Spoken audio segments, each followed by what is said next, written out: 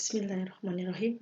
Assalamualaikum warahmatullahi wabarakatuh. Selamat pagi anak-anakku semua, siswi SMK Negeri 2 Bawang, jurusan Teknik dan Bisnis Sepeda Motor.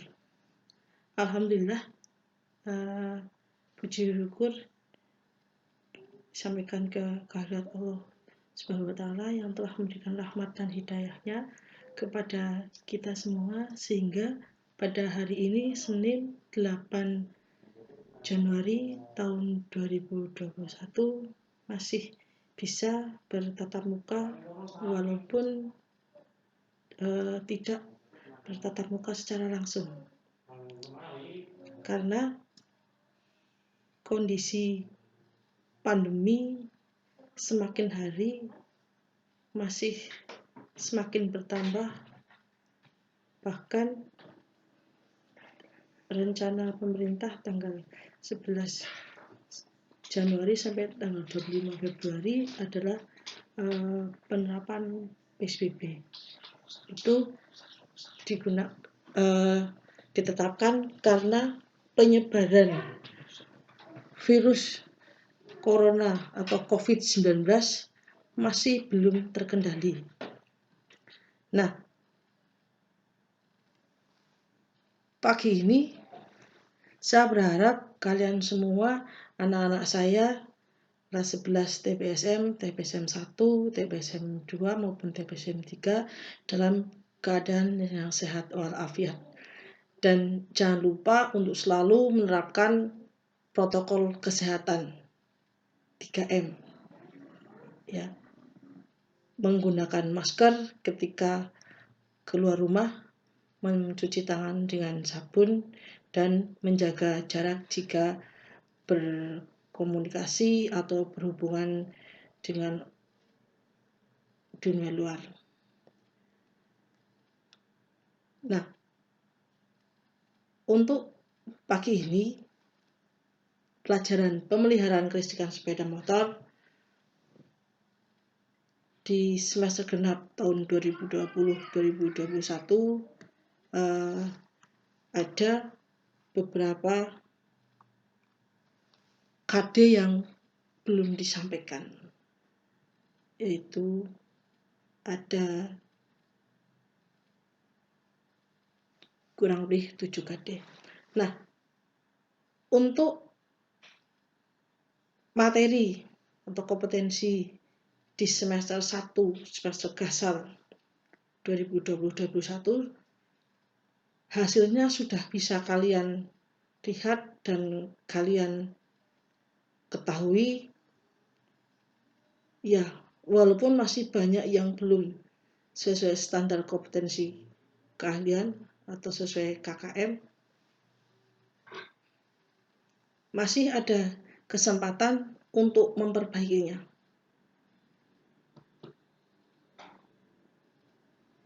Nah, untuk standar KKM-nya pelajaran PKSM adalah 8. Jadi masih sama untuk semua mata pelajaran produktif di SMK Negeri 2 Bawang,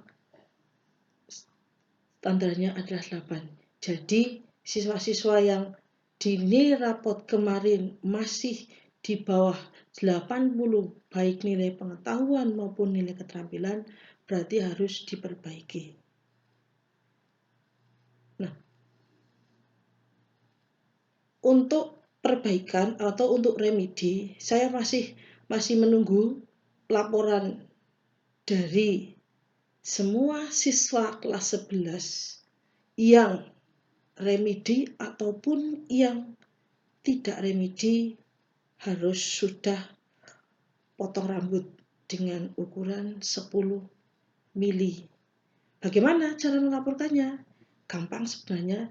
Silakan tinggal kalian setelah potong rambut, kalian foto, dan foto itu kalian gunakan sebagai profil atau profil foto di status WA kalian.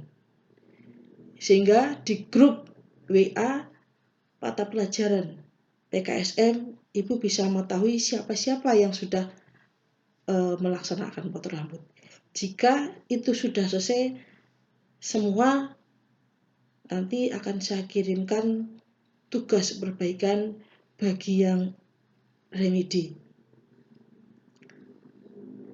Nah, untuk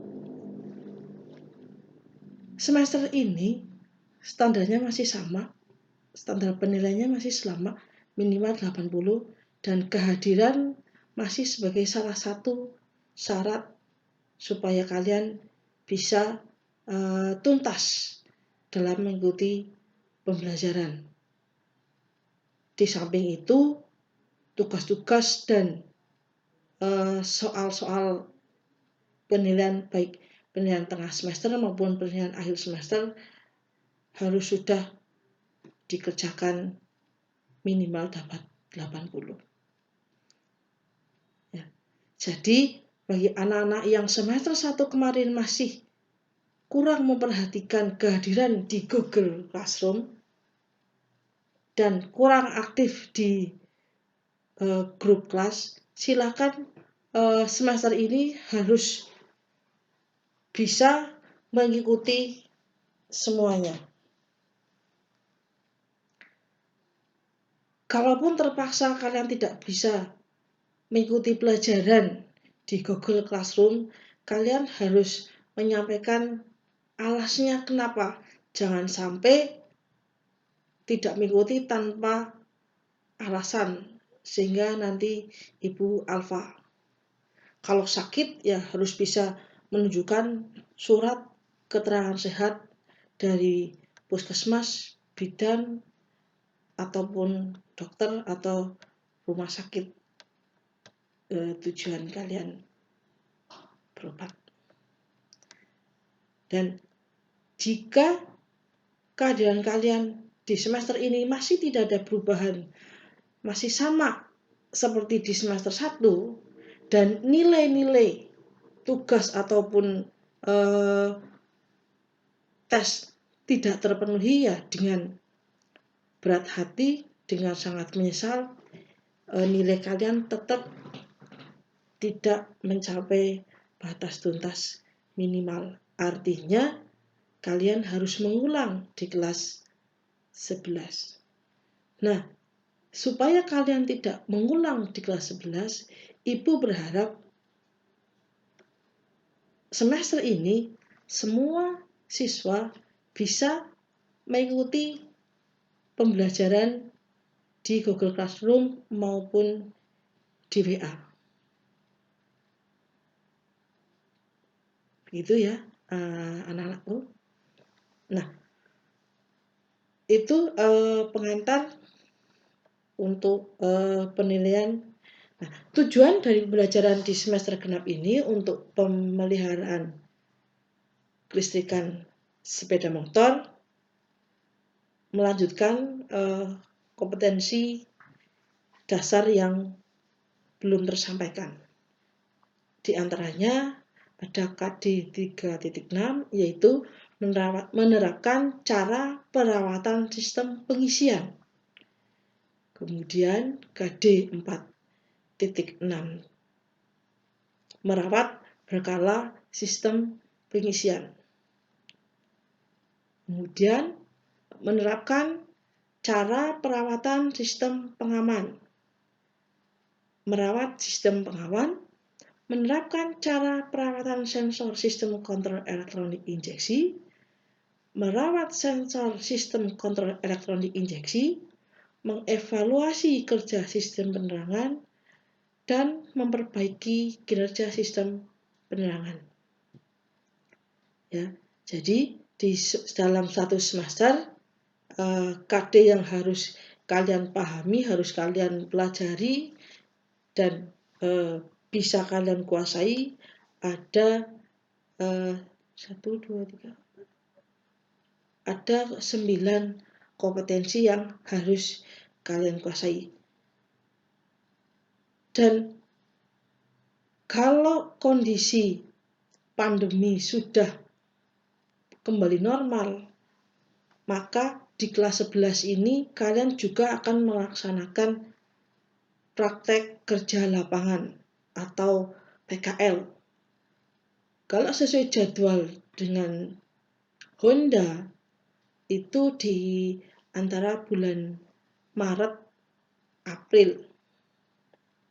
Jadi dipersiapkan, walaupun sekarang masih pembelajaran masih PJJ, ya, masih pembelajaran dengan jarak jauh.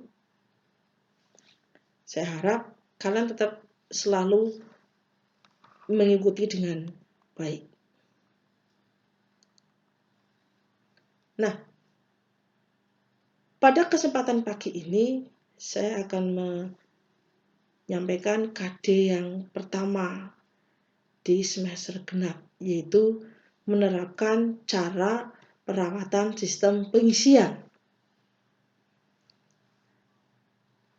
Nah, sebelum mengetahui apa itu sistem pengisian dan komponennya, kita harus mempelajari dulu tentang dasar kelistrikan atau teori dasar kelistrikan. Nah, di kelistrikan ada elektron bebas. Nah, elektron bebas ini mudah berpindah ke atom lain yang berada di sekitarnya.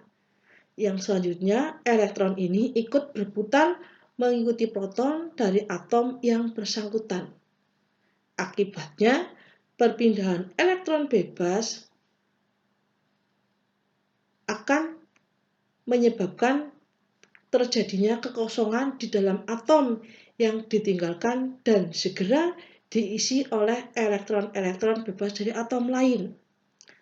Nah, pergerakan elektron bebas yang teratur ke satu arah ini yang disebut sebagai aliran elektron, sehingga akan timbul aliran listrik atau muatan listrik, yaitu pergerakan elektron bebas. Nah,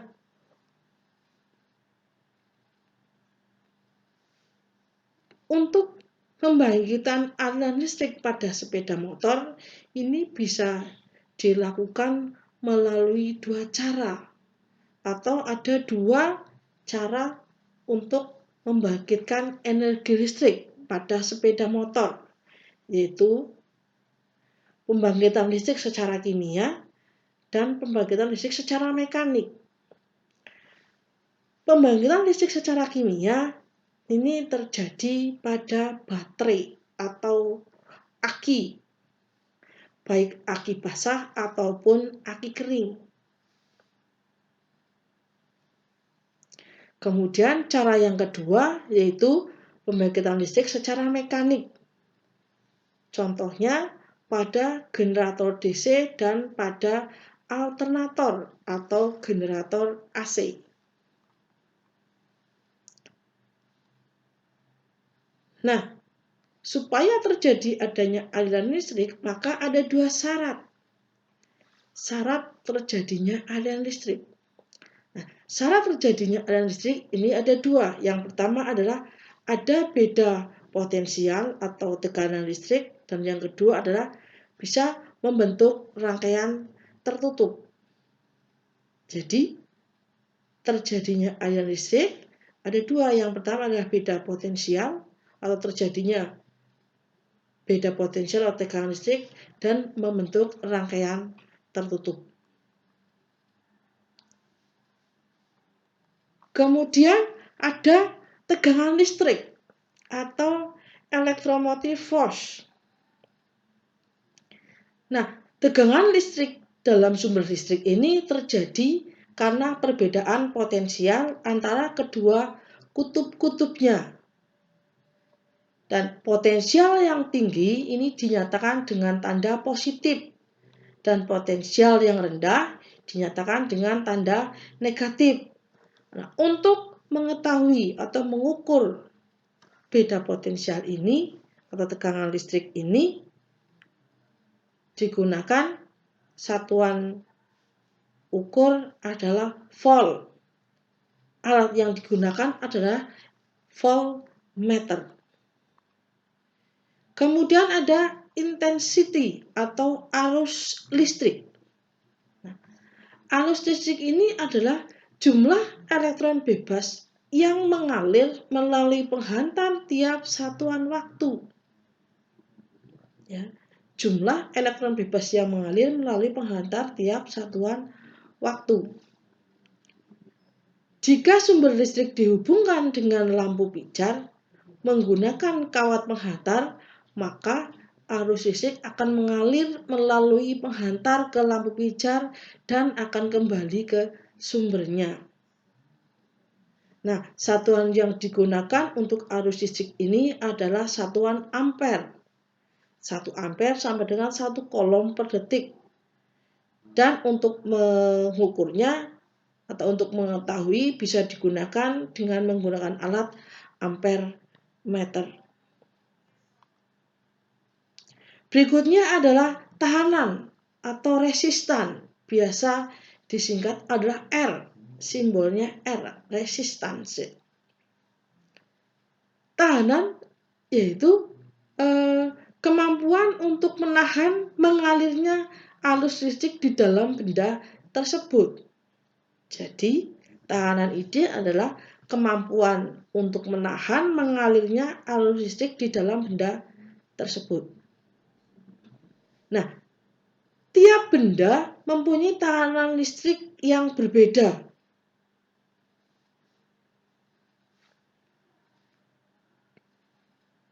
Perbedaannya ini besarnya tahanan listrik tergantung dari sifat bahan yang digunakan, panjang kawat, dan besar penampang kawat. Tahanan listrik yang besar ini akan mengakibatkan berkurangnya aliran arus listrik. Satuan yang digunakan adalah ohm, dan alat yang digunakan untuk mengukur adalah ohm meter.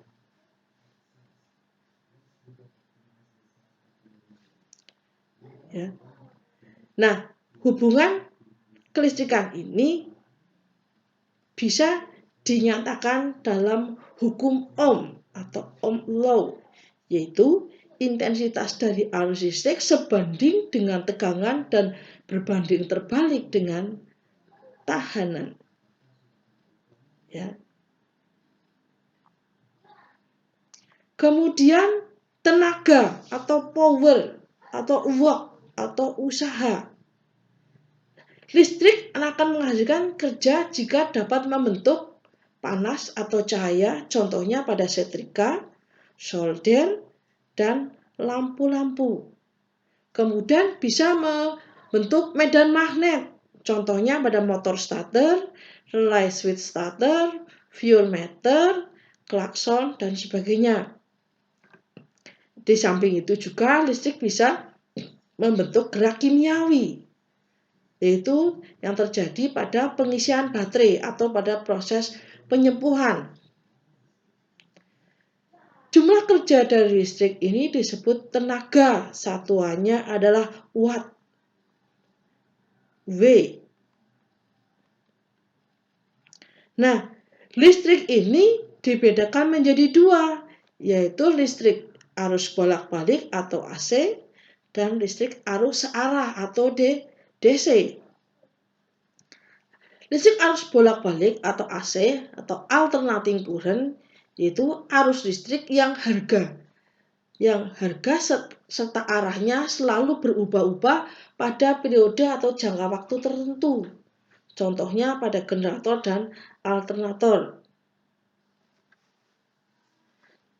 Arus yang mengalir pada kawat penghantar akan berubah-ubah sesuai dengan perubahan kutub magnet yang berputar mendekati spol di dalam alternator, sehingga arus yang mengalir pada kawat penghantar ini tidak akan diketahui dengan pasti apakah sedang mengalir arus AC positif atau arus AC negatif.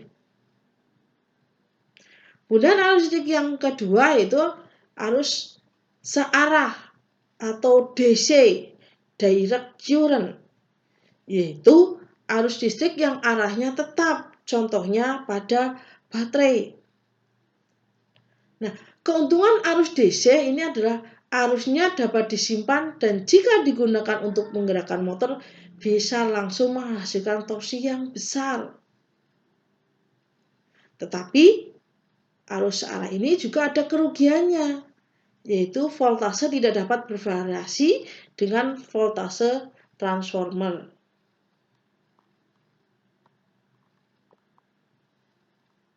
Nah, berikutnya adalah magnet. Magnet ini adalah logam yang mempunyai gaya tarik terhadap besi. Gaya tarik terbesar ini terdapat pada ujung magnet atau kutub magnet. Semakin ke tengah gaya tarik magnet, maka gaya tarik magnet akan semakin berkurang besarnya dan seolah-olah akan menghilang. Arah gaya tarik magnet ini dinyatakan dengan garis-garis gaya magnet dan di luar batang magnet bergerak dari kutub utara sampai ke kutub selatan. Nah, bahan yang mempunyai sifat magnet terbentuk dari magnet kecil atau magnet molekuler. Pada besi, biasa magnet molekuler tidak teratur letaknya, sehingga letak kutub dari magnet molekuler tidak teratur dan tidak menimbulkan pengaruh keluar. Berikutnya adalah magnet remanen. Magnet remanen ini magnet yang mudah menjadi magnet, tetapi juga akan mudah hilang ke magnetnya. Sedangkan magnet permanen ini adalah sukar atau sulit untuk menjadi magnet, tetapi setelah menjadi magnet, dia akan mempertahankan kemagnetannya. Kemudian elektromagnet. Satu kawat yang dialiri arus listrik juga akan menimbulkan medan magnet.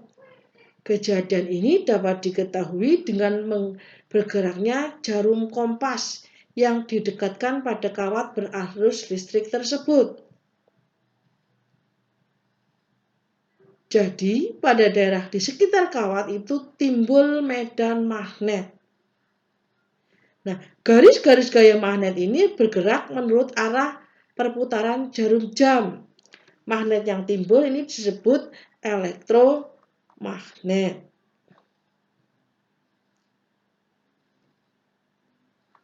Nah, berikutnya adalah kumparan atau lilitan. Apabila suatu kawat beraliran listrik dilengkungkan membentuk lingkaran, maka di sekitar kawat akan timbul garis-garis gaya menuju satu arah. Nah, gaya medan magnet ini akan bertambah besar jika kawat membentuk gulungan atau kumparan atau lilitan. Nah, kuat medan magnet ini tergantung pada besarnya aliran listrik, banyaknya kumparan. Letak kutub magnet kumparan ini, arah arus listrik searah jarum jam adalah kutub selatan. Kemudian kumparan dengan teras besi. Bila kumparan berarus listrik diberi teras besi, maka jumlah garis gaya yang timbul dalam kumparan akan lebih banyak, kurang lebih 6.000 kali daripada garis gaya yang timbul pada kumparan tanpa teras besi.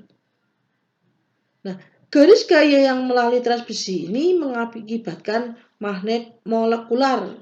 Besi teratur letaknya, sehingga besi ini akan berubah menjadi magnet. Bila suatu kawat penghantar dililitkan pada inti besi, lalu di dekatnya digerak-gerakkan sebuah magnet, maka akan timbul energi listrik pada kawat tersebut. Contohnya pada jarum milivoltmeter bergerak. Nah, timbulnya energi listrik tersebut hanya terjadi saat ujung magnet mendekati dan menjauhi inti besi. Induksi listrik terjadi bila magnet dalam keadaan bergerak.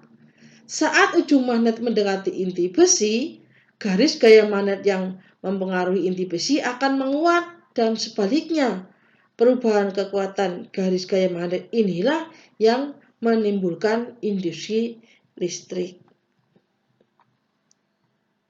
Ya, jadi untuk pertemuan pagi ini sementara hanya untuk dasar kelistrikan terlebih dahulu. Jika ada pertanyaan, bisa kalian lewat Google Classroom atau disampaikan di grup WA kelas atau grup WA mapel pemeliharaan kelistrikan. Dan yang masih belum masuk atau belum ikut dalam grup WA mapel TKSM, silakan temannya untuk memasukkannya atau admin masing-masing kelas untuk memasukkannya. Karena informasi yang Ibu sampaikan selain di Google Classroom, Ibu sampaikan di grup WA dan hanya Ibu sampaikan di grup WA mata pelajaran, tidak Ibu sampaikan di grup kelas, karena supaya informasi itu Ibu sampaikan sama baik untuk TPSM 1 maupun TPSM 2 dan TPSM 3.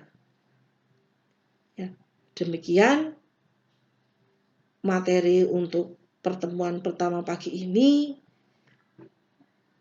Kita ketemu lagi minggu depan dan Ibu berharap kalian selalu menjaga kesehatan, selalu menerapkan protokol kesehatan, dan tetap di rumah.